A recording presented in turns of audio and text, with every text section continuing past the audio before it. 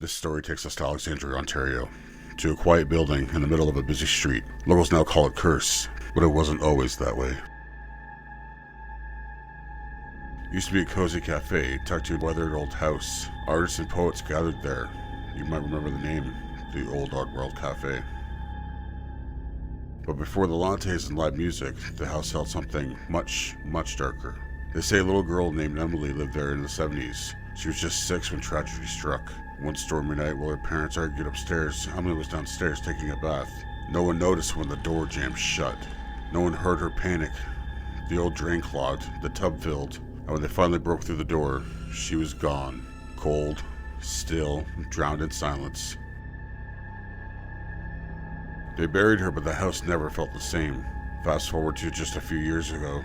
A quiet man named Chris moved in with his family and girlfriend. One rainy night, Chris woke up around 3 a.m. He swore he heard something.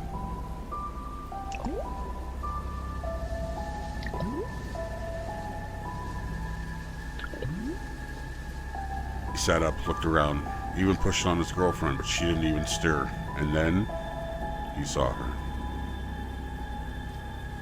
In the far corner of the room, a small figure, soaked to the skin, water dripping from her tangled hair, a puddle spreading around the floor.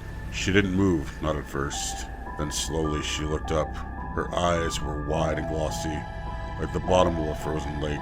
She raised one hand and pointed straight at him. Her lips moved, but no sound came out. Still, somehow, Chris heard her say, "Why?" She vanished, but the puddle remained.